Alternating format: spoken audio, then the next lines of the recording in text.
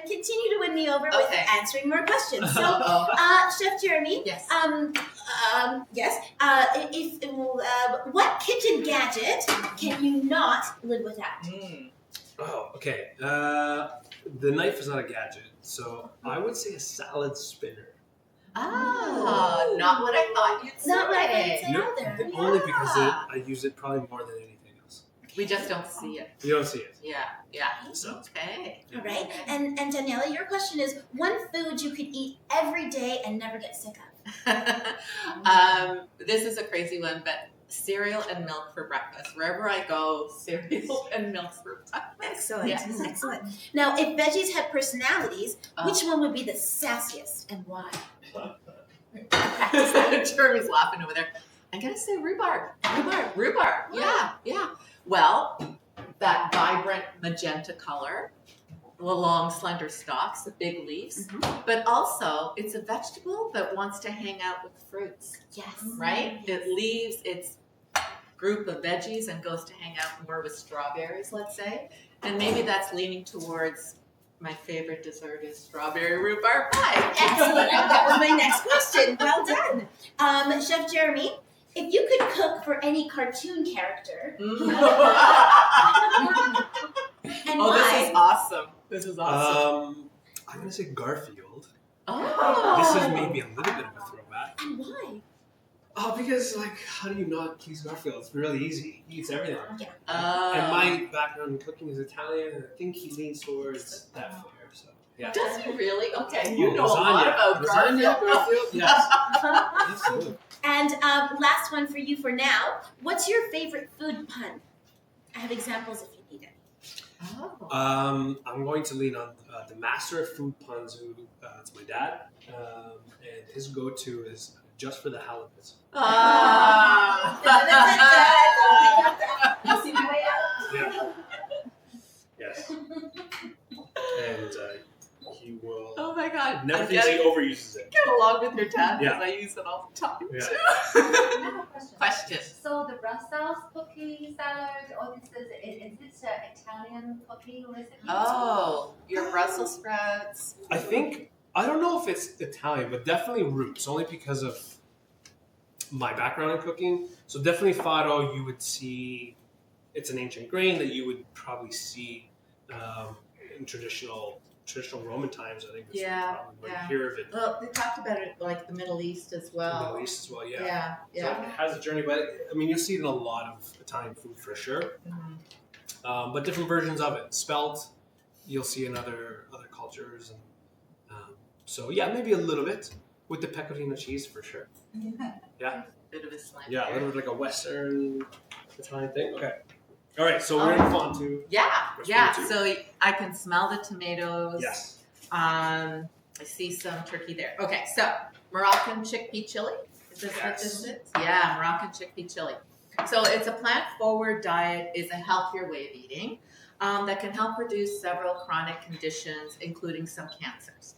Now, this approach emphasizes vegetables, fruits, legumes, whole grains that we just saw in the previous recipe, and limiting intake of animal-based products.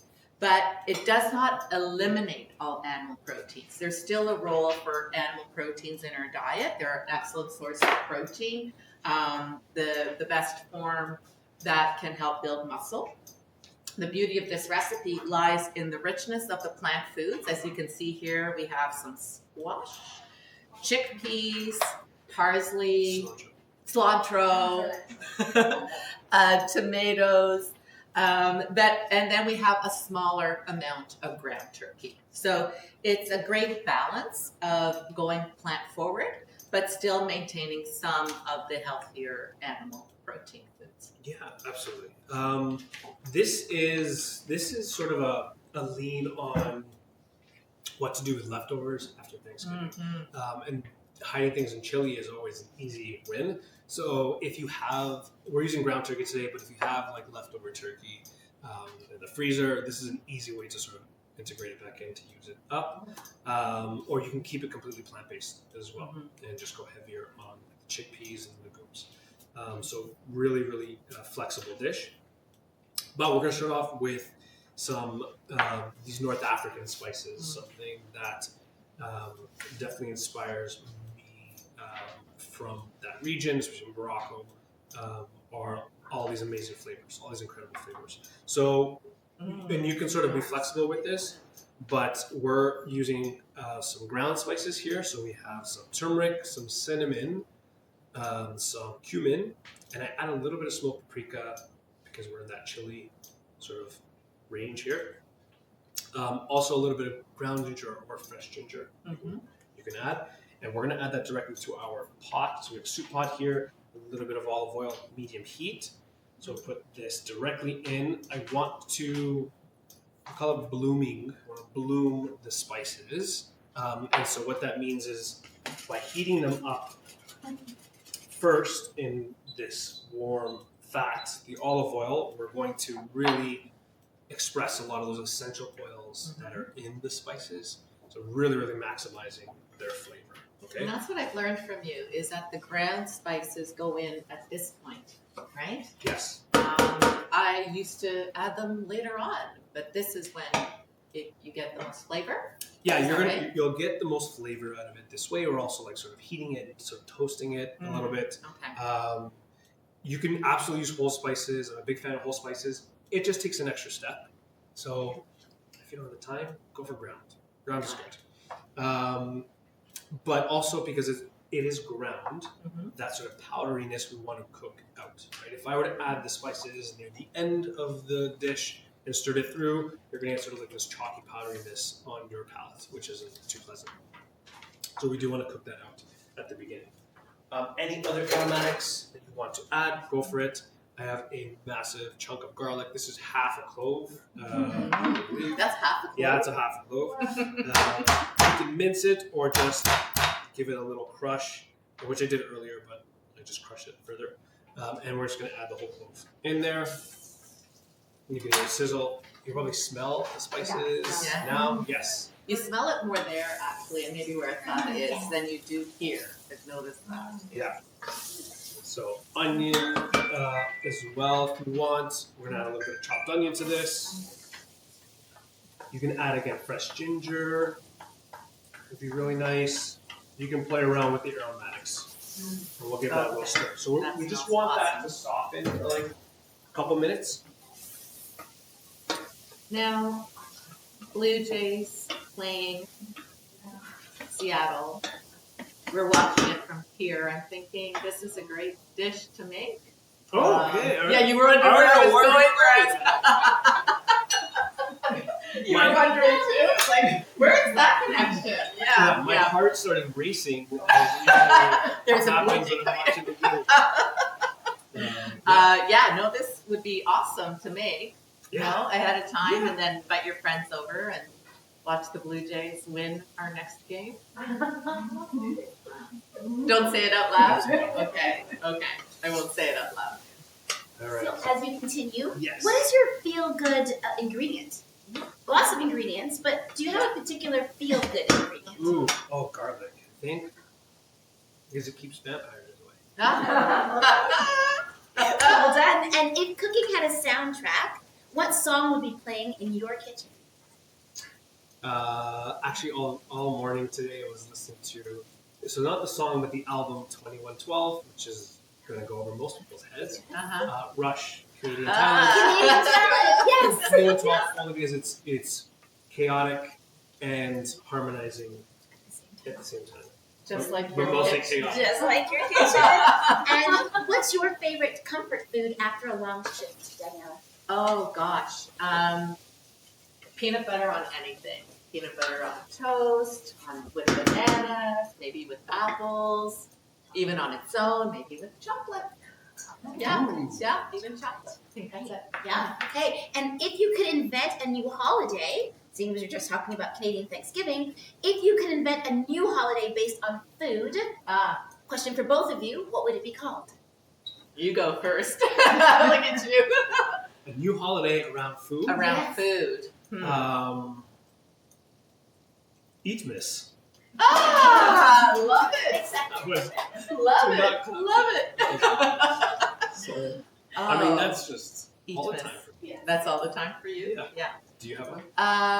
All that comes to mind, maybe it's just stemming off of the wellness talk. You do you day, Ooh, right? you do your day. You do you day, and that's going to involve food because you do you with whatever foods you want. But How about in the audience? Does anyone in the Yeah. audience have an eating related or food related made up Can holiday? you repeat the question again? If you could create a new holiday based on a food, what would that holiday be?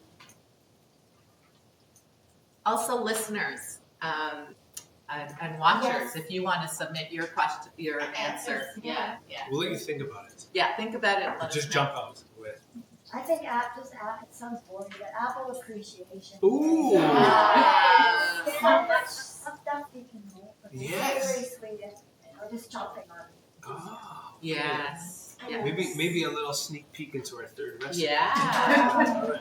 Apple Appreciation Day for those that are watching and listening. Okay, so here's where we're at.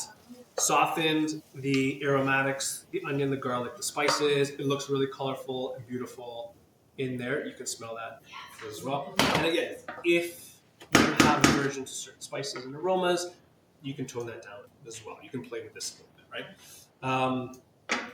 To this, we're going to add the turkey. Ground turkey. You can add ground chicken, or I can keep this completely vegetarian as well.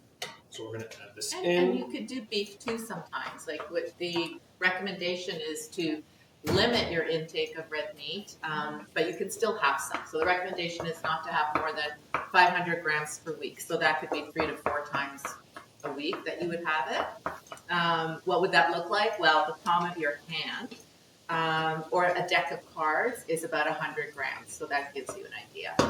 Or pork. would be good. Pardon me? Oh, pork. Yes, Pork? yes. Or Pork would be good too. if you're keeping this probably a little more traditional, Yeah. would be on the fattier side, but in a smaller portion is lamb. Lamb would probably be more traditional for Moroccan style chili. Yes. Interesting. Yeah. And we had a question. Yeah, so the limitation for per week of the red meat, including pork, beef, and lamb, Yes. is 500 grams. Yeah. So I personally like the sausages and salami so much, Uh-huh. but that can I also eat it, but Oh. not just every day. Yeah, So yeah. that also belongs to red meat. Yeah, so that's a good question. So the question referred to limiting intake of red meat, and the red meats including beef, pork, lamb, and the question is about more processed meats, more processed. like sausages and salami, particularly. So when it comes to the processed meats, it's a little different. There is a stronger connection there with some types of cancers like stomach cancer. So the recommendation is just to have it sparingly, avoid it if you can. But like I've said in a lot of classes, if you go somewhere and there's a charcuterie board and you really want that salami or that prosciutto or, I don't know, ham, have it. Once in a while, it's okay. We just don't want you having it every day. So that's fine. Yeah. Thank you. You're welcome. Okay, so a little bit of color on the turkey. I'm gonna speed things up, but you can cook it for like 5 minutes, just until you get a little bit of color. Sort of breaking it up as we go along, so you can kind of see that a little bit. Yeah, okay. And then to this, our remaining ingredients, and then we can just sit down and relax and let it do its thing. So, chickpeas. We're using chickpeas. That's a nice way to sort of, like you mentioned, balance out the protein. So it's Yes. not all animal-based protein, but we can sort of split it and use some plant-based protein as well. Drained and rinsed, canned is absolutely fine. It's easy adding that in there. And then we have leftover squash because it is fall and squash is very readily available. So you can buy it pre-diced. We always talk about ways to make the cooking process a little bit easier. If anyone has prepped a squash before, you will know that it's probably not the easiest vegetable to prep. It is a hard ground vegetable, very challenging. So you can use pre-cut, also frozen. We love frozen. Any opportunity we get to talk about frozen, we will. So frozen squash is already peeled, chopped, diced. All the work is already done for you. And for something like a chili or a soup that's going to get soft, and you want it to get soft anyways, make it easy. Freezer bag, add a cup, 2 cups, and you're good to go. Right? And you're still getting the nutrition there. So we've come a long way with how we freeze our fruits and vegetables. And so it's a flash freeze process that actually locks in the nutrition. So, we talk about most of your plate, we want your healthy plate to be half colorful fruits and vegetables. It's hard to always buy fresh and local, especially as we're getting into the winter months. So having some frozen fruits and vegetables in your freezer, excellent option. Yeah, absolutely. And economical. And longer shelf life as well. Tomatoes. You can use either the puree tomato or these are whole tomatoes, which I like because I like the texture and having like the big sort of chunks of tomato in there. But if you don't like that, then just go for it's called passata, which means past. That'll work as well. So that is going in. Did you just learn something? He said passata. Yes. And my name's Assata. Oh, Yes. Assata passata. Okay. Oh my gosh. There you go. I can't stop calling you that now. Assata passata. We're going to add, that was maybe intentional. There you go, it's part of it. We're going to add some stock as well. This is just some veg broth. You can add water. Don't make things super complicated. There's so much flavor in here already. Water's going to be absolutely fine. But we just need a couple cups. And if I didn't rinse out the inside, the can, then my grandmother would throw lightning bolts at me or something. So this is just Get every little bit. exactly Right. nothing lost. Yeah. So that goes in. I'm And still then holding my can of chickpeas. I guess there's a reason for that. I was looking at the ingredients, and so having canned is a great option. You want to look for what doesn't have a lot of additions. So, for instance, this is chickpeas and water, perfect. And then draining it just gets rid of some of that indigestible carbohydrates, so it's less gassy as well. Now I'll get rid of the can. so that's pretty much it. Let that simmer and let that do its thing. 30 minutes, and the squash will be nice and soft. Everything will be cooked through, and it's going to taste fantastic. If I have time, let it continue to go, because the more it reduces, the more the flavors concentrate. It'll get a little bit thicker, more like a traditional chili. And you can also serve this the next day. So you can definitely make this in advance. Looks good. The next day, so you can kind of see, I'm going to try not to tilt it all over the countertop, but you can kind of see here, everything's nice and thickened up. The squash, some of the starch is released off the squash, so that's going to also help thicken it up. And we'll serve. Now we have ground turkey in here, so we're getting a good source of protein. The chickpeas are an excellent source of plant protein. When it comes to nutrients like iron and vitamin B12. So there is iron in the chickpeas, but it's not absorbed as easily or as well as the iron from meat. So the great thing about this chili is that we have tomatoes in there, we have squash, and they're rich in vitamin C.